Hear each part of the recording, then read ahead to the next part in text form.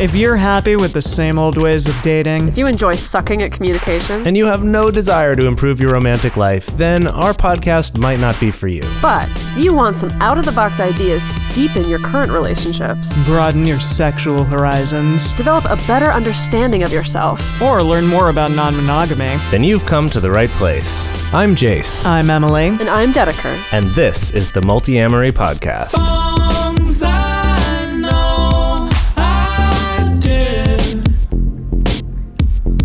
forcing me to form myself to fit. On this episode of the Multiamory podcast, we are talking about the red pill, a new-ish and controversial men's rights subculture. So, Dedeker, can you explain to our listeners who are going, what the fuck, why are you talking about that?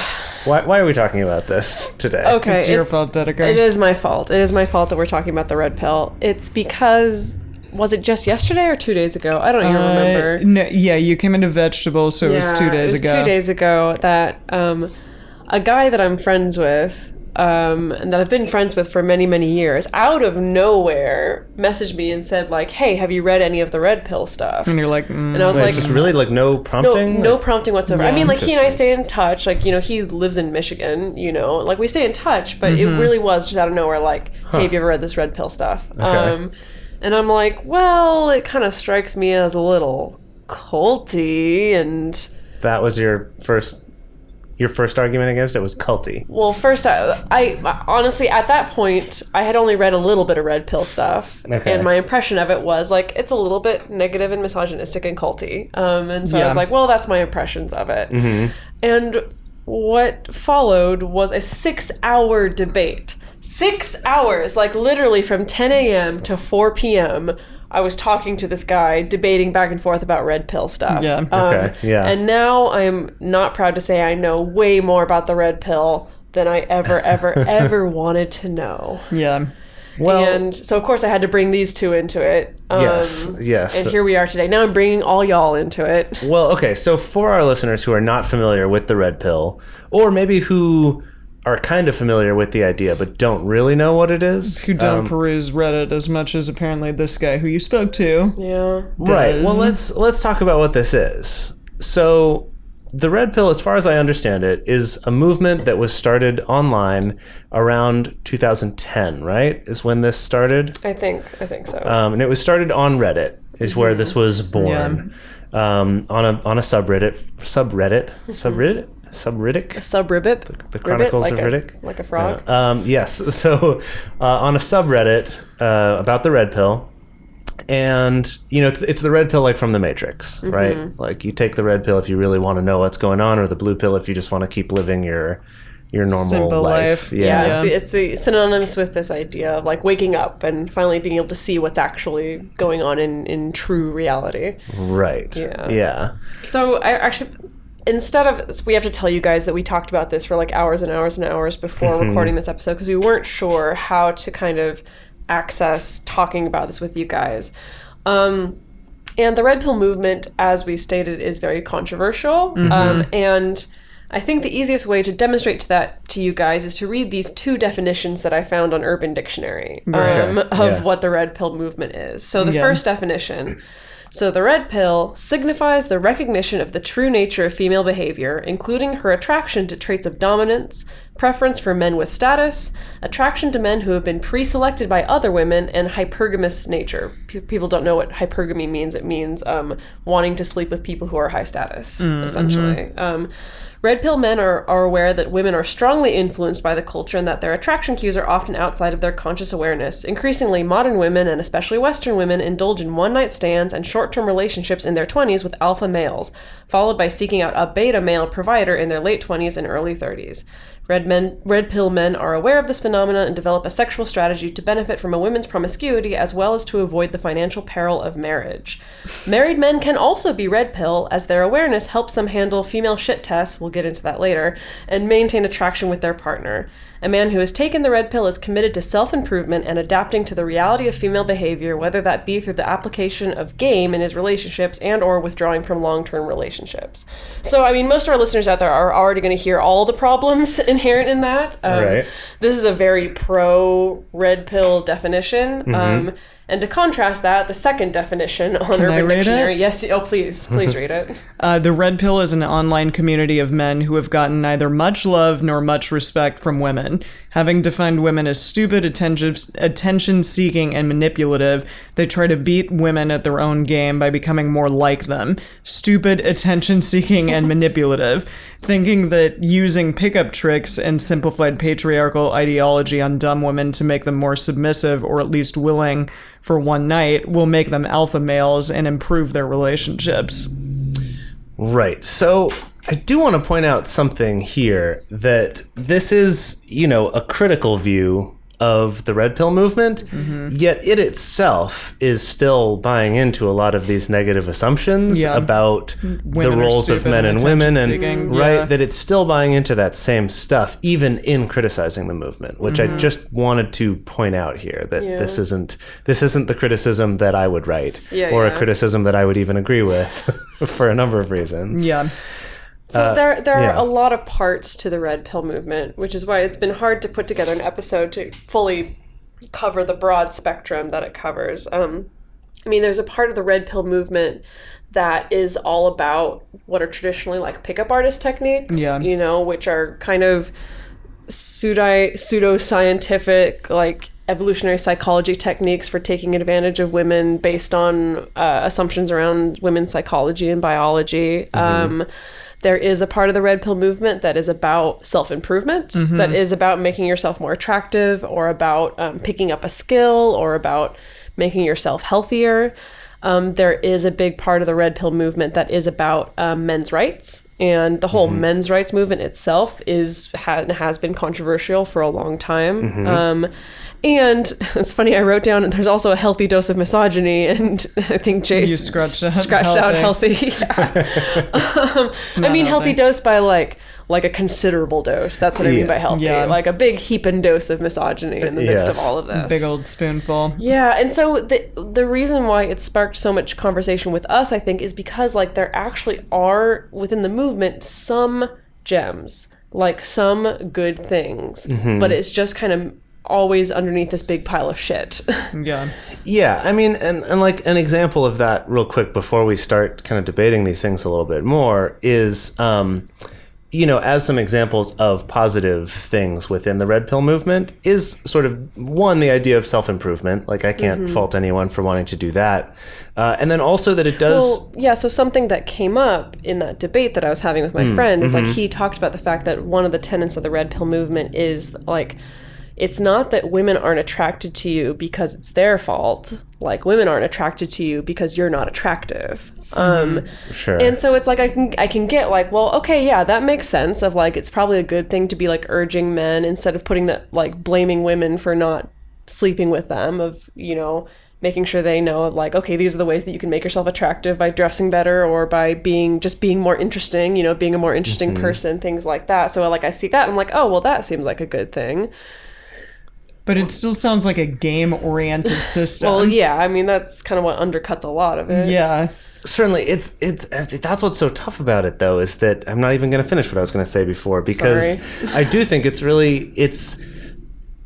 tricky, because on the one hand, it's like there is some truth to that. There is some truth to like, if you're focused so much on like why someone doesn't want to be with you, like even if we take the gender part out of it, that's a whole other issue that we are going to talk about in this episode, I imagine.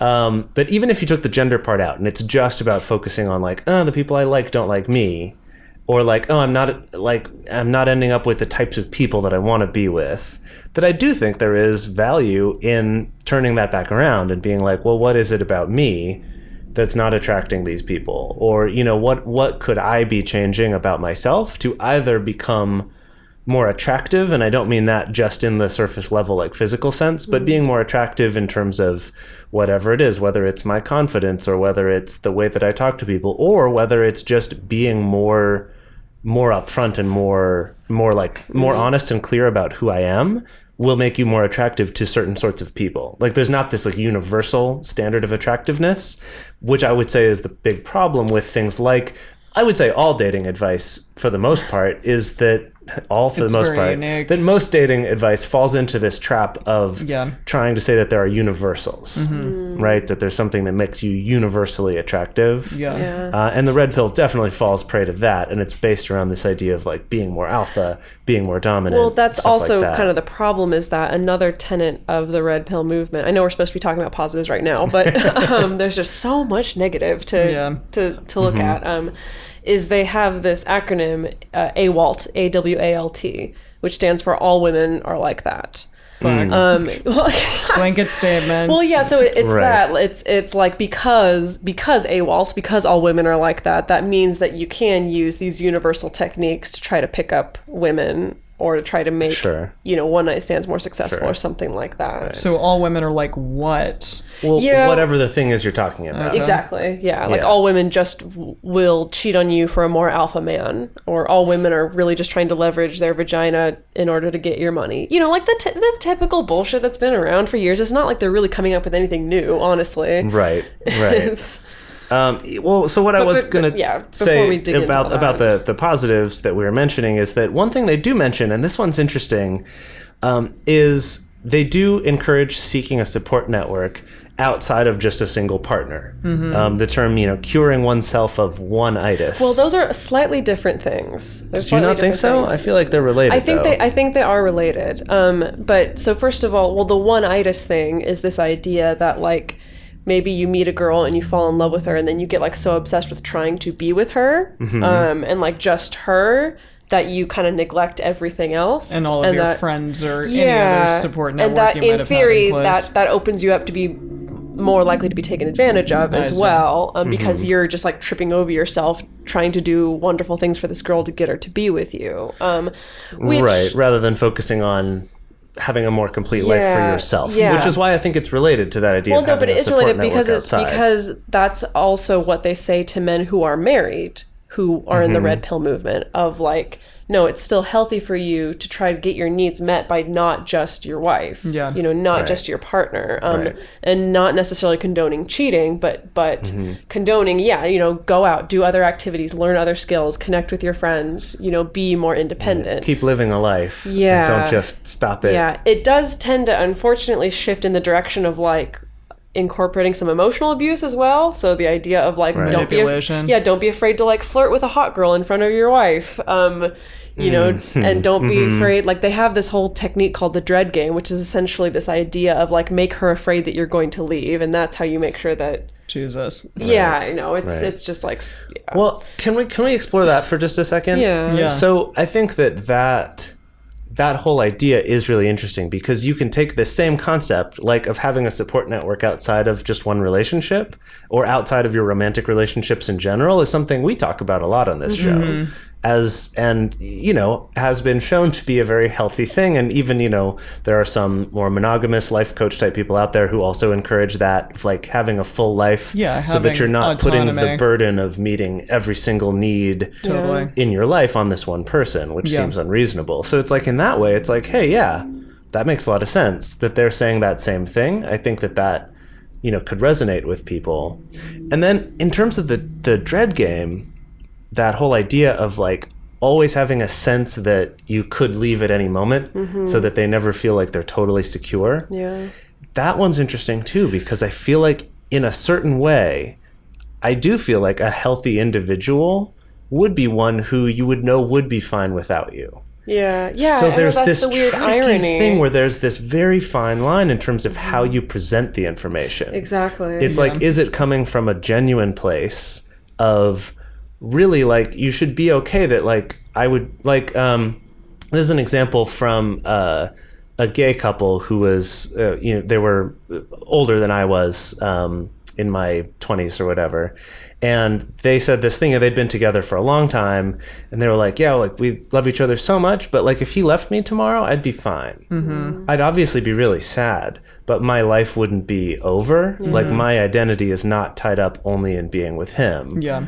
And they, for all that I could tell, seemed like a very happy couple, and had been happy for a long time together. But it's this idea of someone adding to your life versus someone completing your life. Yeah. And, And that idea that it's not like a manipulative thing, because it sounds like Right, so that's the the red trick. pill idea Yeah. is one of manipulation. Like, I'm going to make this person know that they may leave me, or that I may leave them at any given time, Well, and therefore yeah. they'll stay, wanting to be with me and trying to make me happy and trying to do all these things to stay in the relationship. Yeah, and so it's kind of like, I feel like it's the difference between encouraging someone to make themselves more independent and to like make themselves a healthier yeah. human being, so that like they are not as needy of another person. Right. But the red pill movement, it feels just like it puts putting it more on on- the other person, of like, make sure that they feel not safe Yeah, that Right. they feel and insecure. shitty. Yeah. That it's about putting It's on encouraging the trappings insecurity. of the trappings of this kind of confidence, or Yeah. like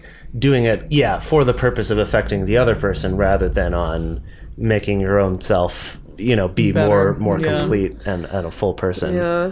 But I think we can dig into more of the shitty sides further. But the kind of another positive that I think is part of the red pill movement is the fact that they do try to bring awareness to men's rights issues that are actual issues. Like Jase put down a whole freaking gigantic list here. Well, this was copied off of the Wikipedia entry for the men's rights movement. And it's very interesting because when we were reading through all this men's rights stuff earlier today before recording this episode, we'd be reading and it's like, wow, that's a great point. And then like the next paragraph, you're like, oh, I'm sick to my stomach at how like horrible this thing Like, that I what the just read horrible was. conclusion is. Right, Yeah. that it is this tricky thing. But just to give a few examples, an easy one is child custody. That custody is almost always rewarded to the woman in a relationship regardless, and there is kind of this assumption that a woman is always the best parent for a child. Something like that it is like, okay, that is a valid concern of where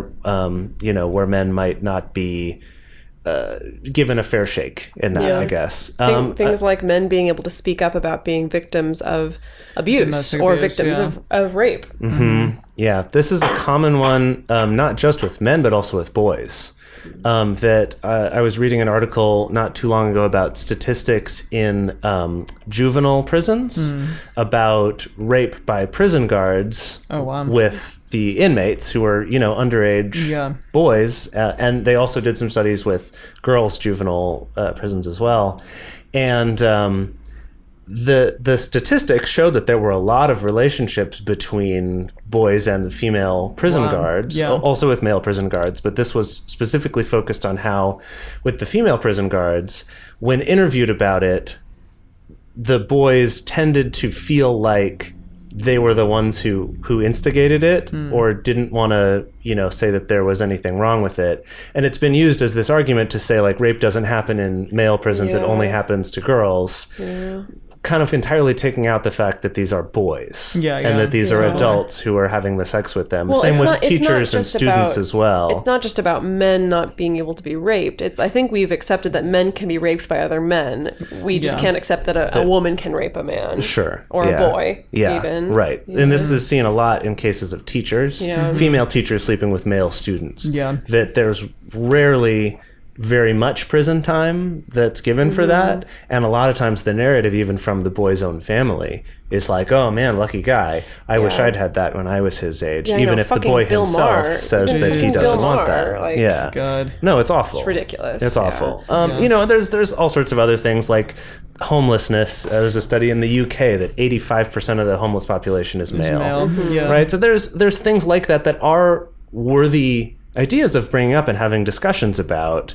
But a lot of times it does come back, like we're saying, to this conclusion of, the way to fix this is to take things away from women, Yeah. or saying that women are somehow intentionally doing this to men. Yeah, that's the thing. Yeah. Is like the narrative is that like I don't know. Sometimes the narrative is like, well, it's the fault of women who have caused this.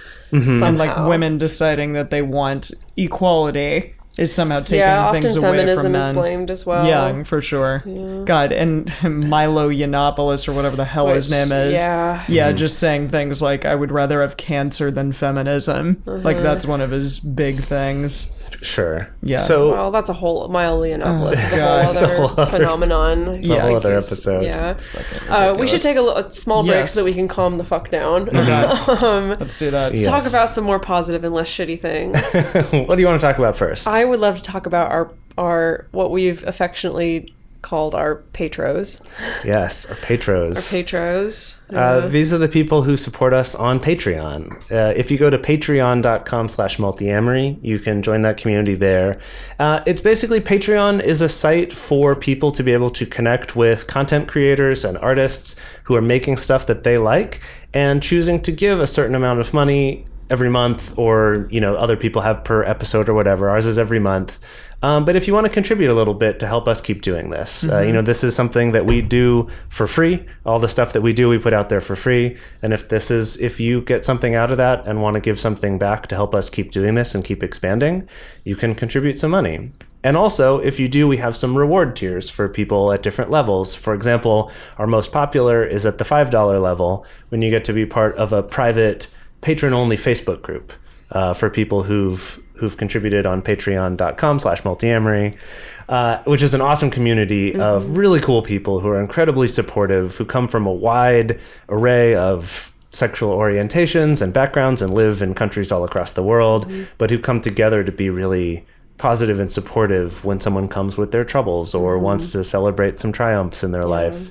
It's been a really awesome community. And if you want to be part of that, you can go check it out at Patreon.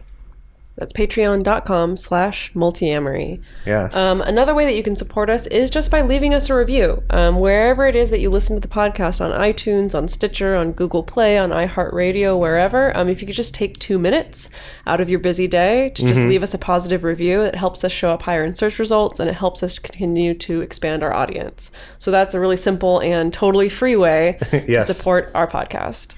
And our sponsor for this week is Bombus. Bombus? Bombus? Bombus? Bombus. Bombus. Bombus socks. We all have pairs. We love them. Yes. They're the And actually, best I was going to socks. say that, how long have they been our sponsor now? For a couple months at least. For more than a couple months. And like for a those while. socks are still Oh, yeah, they're legit. perfect After many socks. washings. They're still the most comfortable socks I've ever owned. Yeah. Yeah, After many washings, after many times that I've stolen them from your drawer. Yes. After wearing them around the house, like they're actually like, seriously still so comfy. Yeah, and I looking stole great. a pair from you as well. Sorry, Yes. Jase. But our listeners can get 20% off of their first order by going to getbombus.com/multiamory. And that's Bombus, BOMBAS. Like Bombus. Yeah. Getbombus.com/multiamory. And then for every pair of socks you order, they will donate a pair of socks to the homeless, which is incredible. It's super awesome. Yeah. Socks are the #1 most requested thing at homeless shelters. And that Bombus isn't just donating those shitty socks from JCPenney. No. They've custom designed socks that are similar to the ones that you get when you order them yourself, but have custom designed socks specifically to serve the needs of the homeless population, which is really amazing, meaning that they don't have any seams where the stitching is, so they're less likely to cause irritation and blisters on people's feet who are on their feet all day, every day. They're made of, thicker, nice material, and they're also dark, so they hold up They last better longer. even if they're not getting washed as often. Yeah. Really, really cool. Really inspiring story of how the two guys who made this company realized that that's something they wanted to do, and then went about figuring out how to make the best sock possible. Yeah. And it really is Like great The socks. the best socks I've ever Yeah. owned. Yeah, they're amazing. So awesome. Okay. So go grab a pair or 2 or 3. Shall we dive back into Yeah. the cesspool? Yeah. Yeah. Well, I Very think good. that our conversation was kind of leading up to this, of like pointing out that there are some positive things, but it's still wrapped up in this like horrible misogyny and this horrible view of everything being this super manipulative game. Like, and why is that? I don't think I have an answer for that, but like, why is that? Well, I think it's tied to something that I think feminism falls into the same trap, and I would say almost all dating advice in general. For one, it's almost all based around heterosexual relationships in terms of like looking at these imbalances or these unfairnesses or whatever, tends to focus on heterosexual relationships. Feminism at least does acknowledge other sexualities, whereas I feel like the red pill, it's like that doesn't exist. Yeah, doesn't matter, doesn't exist. Well, yeah, because the red pill is all based on like Hooking men up with women, men interacting yeah. with female psychology. Right. So Right. it's not. But, that's also true of a lot of the information out there for women, too. But it's based in this in-group, out-group psychology that's been around forever, right? Like, this is very strongly ingrained in our chemical Psyche. makeup, as far as we can tell. Like, as far as we can tell, this is something that humans have done in terms of like who's in my tribe versus another tribe. And that unfortunately, the way this has carried forward into our modern day is in finding other ways to have in-groups and out-groups and discriminating against those out-groups. And there's two things that happens here. One is just the idea that you're going to favor people in your in-group and try to disadvantage people in the out-group who are not in your group, just sort of by default. And these groups can change. In one scenario, you know, your group could be men, and so you want to favor men over women, but in a different group, yours could be like lovers of Star Wars over lovers of Star Trek.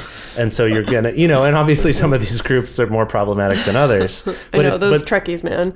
Right? Well, and you guys talked about, sorry. Well, I was just going to say, yeah. like, the one other part of it is the idea that thinking that everyone in the out group or everyone in your in group is the same. Yeah. And this is where we get into problems, Yeah. is that for efficiency of thinking, we like to group things together into stereotypes. It makes our brains work more efficiently, right? Yeah. Like, I have a stereotype of what a tree is like, so that when I see a new tree that I've never seen before, I have some assumptions I can make about its properties. That this is something we've, you know, as humans, we've evolved to constantly do do. and has helped us to be more efficient and more effective in the world. Unfortunately, with people, especially in a more and more global world where we're not just living in a tribe of 100 people that we know personally, Yeah.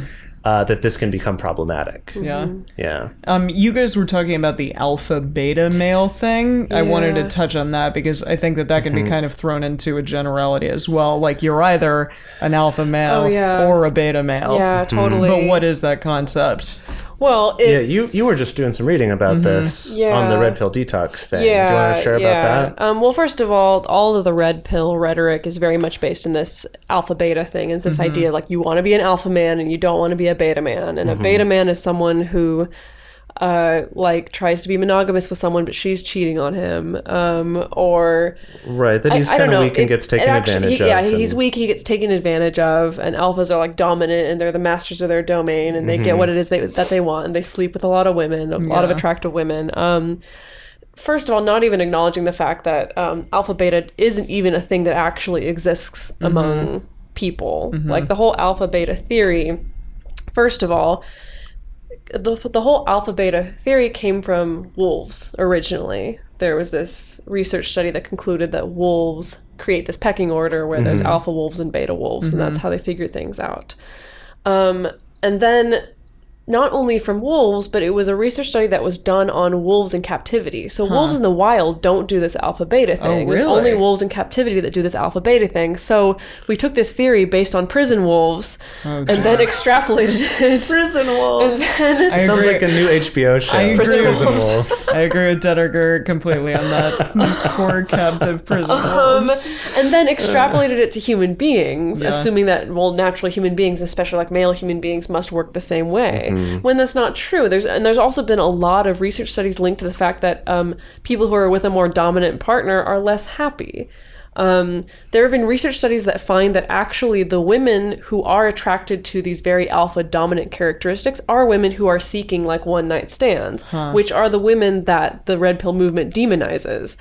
And so it's like this weird irony that the red pill movement tries to encourage men to be engage this in these way. behaviors in order to sleep with a lot of women, but it's always a lot of women that are the women that they vilify as being low quality slutty women. Jeez. You know, so it's just like ridiculous. Yeah. And that is not unique to the red pill movement at all. No, but no, that's not at a all. larger cultural problem that That's we've a talked larger about asshole before. problem. Well, we've talked about that before, like in our episode about the slut shaming episode that we Totally, did. yeah. You know, that there is this inherent problem in this sort of cultural assumption that few people seem to question of just that men want sex and they're frustrated that they're not getting enough of it, but at the same time, society's saying that any woman who wants sex is a slutty, slut, yeah. and she shouldn't want that if she's a good, valuable person. And so Yeah. it's like, well, how can these two things can't exist together? Exactly. Right? Like, these men have to be having sex with somebody. Yeah. You know, that there's this whole big inherent problem in that. Yeah. Yeah, it's ridiculous. Well, I feel like, honestly, what I see in the men in the red pill movement, and especially now that I've like read people's forum posts and read people's comments and reactions and like kind of gotten a little bit of a glimpse of like what's the thinking going on behind this is that I see men who are trapped in this world where they think that their only options are casual sleeping around or lifelong monogamy. Yeah. And true. this is their response to trying to have a happy life, working between those two extremes. When obviously there's a lot of alternatives. That's what our entire that's what we podcast talk is about every single you know, week. and that's why there's also some weird overlaps, you know, Yeah, that's why. Yeah. Why did this guy like even come to you with this in the first place? Well, you know what? As we talked and talked and talked, he eventually kind of came down to this point of being like, you know what? Like, I only just got into this like 2 months ago, and I'm kind of reaching out and trying to get someone to refute it for me. You're like, Okay. why don't you let me do that right now? Here it goes. I mean, I don't know. Like, that's kind of where things ended. I see, yeah. I mean, just as the resident male person, male-bodied human, like, why would men be interested in this? Well, okay. Let me first preface this by saying that I cannot speak for all men or for other men. Neither can any man out there, just like the two of you can't speak for women, or I can't speak on behalf of fluid sexuality men, right? Like, Sure. none of us can Yeah. speak for an entire group. Yeah. But what I have found from, things that I've read, from talking to men about this, that it does seem to be just like with a lot of other things, like people finding religion, certain religions, or people finding what we would today call cults that maybe someday we'll call religions, that because there are some elements of truth in it, and there are some things it brings up that you feel like no one else is addressing. And I feel like this, like we mentioned, some of those, some of those areas where men really are disadvantaged, such as custody of their children or whatever, Yeah. perhaps that attracts them. Or perhaps, like that critical review said, men who've not had good luck with women and haven't had a lot of respect from women, that there is this feeling of like, at first they think something's wrong with me, like, right, what's wrong with me? This sucks, life is awful. And then someone comes along and tells you, there's an answer to this. We've got answers. And hey, don't you feel like it's like this? And you're like, yeah, it is. Don't you feel like it's like this? Yeah, it is. Well, here's a different way to think about it. And it pulls you in. And, and like I said, we see this with all sorts of groups, religions and a lot of the self-help groups out there, stuff like that. Something pulls you in that attracts you to it.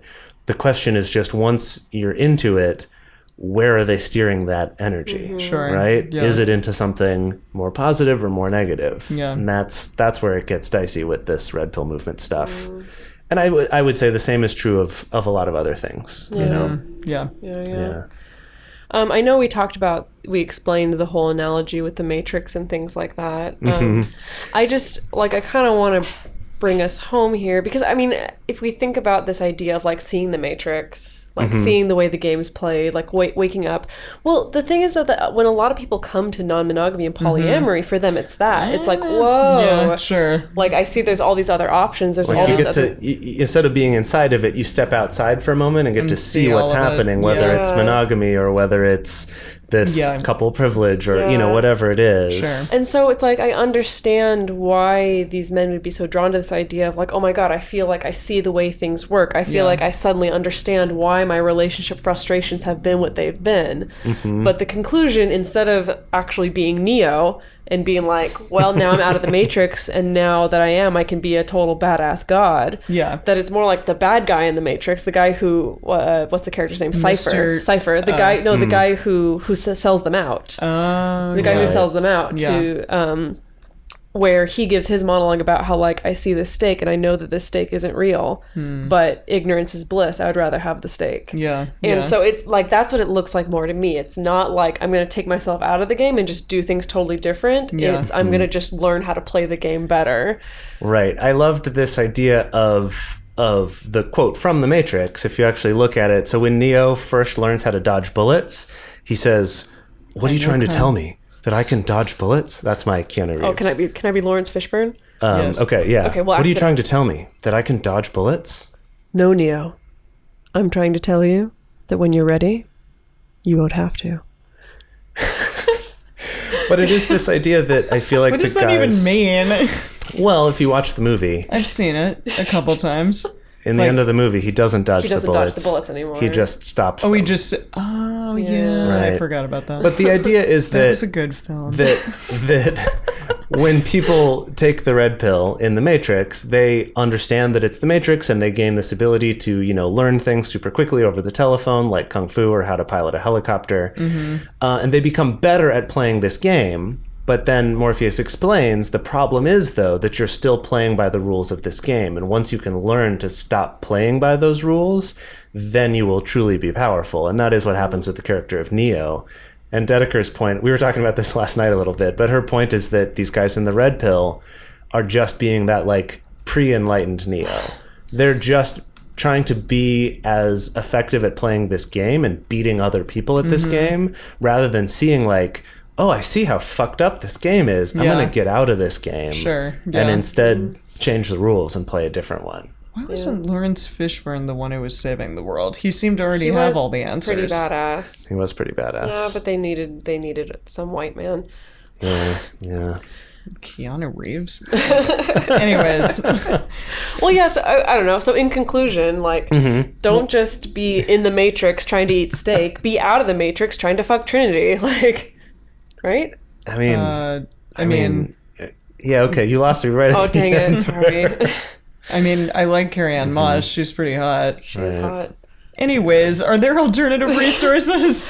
Okay, so yeah, so I think the thing is that, like, I don't want to totally throw out everything that the red pill has to offer because of those few positives that we did point out. Like, I do think it is actually really good to encourage men to self-improve and to be a good human being, you know, and as well, like, some men do need help with having confidence in approaching women or having confidence in their own dating lives or in figuring out what it is that they want, you know. And so usually I would rather that somebody goes to, like, Tim Ferriss for self-improvement or Jase. You always recommend people to the Art of Charm podcast for, like, dating advice. The Art of Charm podcast is great because it deals with dating, but also deals with just sort of business relations or other self-improvement for, you know, being an entrepreneur or whatever it is, like being more effective in your life in general. But it does it from this place of not putting down women to do it. Totally. Like with the dating advice specifically, that, you know, their motto is leave everything better than you found it. And it's always about leaving people with more positivity than they had when you first started interacting with them. Yeah. Whether that's in business or it's in dating. That's way cool. Yeah, That's a really good It's one. great. Yeah. It's great. And they're one of the few resources I've found out there. And thankfully, they are very successful and do very well. But who is presenting these things in a way that's not an us versus them kind of thing. Yeah, but I was going to say that's the important key is that it's not like advice for men that's, like, super watered down and quote unquote beta-y, you know, and very submissive and passive. It is very much embracing masculinity and embracing strength and all of these, you know, positive qualities that we associate with masculinity. But again, without that need to be very anti-female at the same time. And then also Dedeker found the site Red Pill Detox. Well, it's a subreddit. Right? Yeah. It's also kind of an equally popular subreddit that is specifically for people who either, like, were red pill and now are getting out of it, or people who maybe just started getting into the red pill but they're not sure, like, what is this, you know, like. And the red pill detox has a sticky thread that just has, like, article after article after article of science-based articles and research studies that debunk most of the claims made by the red pill movement about such as the alpha beta stuff. such as the alpha beta stuff about women's psychology, about what women are and aren't attracted to, things like that. Right. So that's also a good resource. Did you talk to your friend about that? I did, yeah. Okay. Good. Yeah, that was, like, he finally eventually came down to, like, I'm, you know, looking for someone to tell me that this is crazy and that, and like, then you and sent him refute there? this. And I was like, well, check this out. And I haven't heard anything back from him. So I'd be curious to... yeah, I would be really curious to see, like, Yeah. if he got anything from it or stuff like that. I hope he did. I hope he doesn't go down the dark rabbit hole. What does Morpheus say? Down the, like, rabbit hole and stay in Wonderland or something like that. Yeah, something like that. Yeah. When he's taking the red pill. Exactly. Yeah. All right. Thank you. I hope that you all found something interesting in this discussion. Didn't get too nauseated by delving into this. Yeah. What I would say, I'd like to say two things. One is sort of a word of caution that, like I said, when we were reading some of this stuff, it can get kind of upsetting reading the sorts of things that people are saying whether it's stuff they're saying about women or it's stuff they're saying about men or anything. Like, it can be shitty stuff. Yeah. But that said, I have found that a lot of people who are poly people, who are queer people, who identify as feminists or whatever, are aware of the men's rights movement, but almost none of them that I know have read a lot of the primary sources. Yeah. And have really tried to understand, like, why is it that someone would think this way? And how can we try to make this world better? How can we try to make better things for people to find rather than just writing it all off as terrible people? Sure. Yeah. Right? Because, you know, no one is the villain in their own story. Yeah. Like, we all think we're doing the best that we can. Yeah. So I think- I think it's really yeah. worth learning about this kind of Yeah. stuff. By actually going on the subreddit and by actually like reading the Red Pill Handbook, it was more of like illuminating to me, like, okay, what is the need that's being filled by this, and how can we find ways to better fill that need? Yeah. Yeah. You know? Yeah, definitely. All right. Thank you all so much. If you would like to stay up to date on all of the cool goings on here and get a free copy of our PDF 5 Ways to Suck Less at Communication, you can sign up for our newsletter, which you can do on our website. If you go to multiamory.com, it's right there at the top of the page. You can sign up for our newsletter, or over on the right side of the page, I guess. You can sign up for our newsletter, get, I think, weekly updates is about how often we send it, with the new blog posts, new podcast articles, other things like that. We encourage you to check that out. You can find us on iTunes, Stitcher, Google Play, iHeartRadio, you know, all those places. If you just search for Multiamory, you'll find us. Also on Twitter, Instagram, whatever. If you want to email us, you can email info@multiamory.com. Or you know, send us a Facebook message or whatever. We love hearing from you. We do respond to messages, to all the messages that we get ourselves, and sometimes they inspire us to create episodes or have awesome discussions in our patron-only Patreon group, which you can join by being part of patreon.com/multiamory. Did I cover all the things? I think you covered all did. the things. Well Yeah. done. All right. All right. Thank you, everybody. We will see you next week. Bye. Bye. Hey, this is Dan Savage from the Savage Lovecast and Savage Love, and you're listening to a Swing Set podcast at Swing Set FM.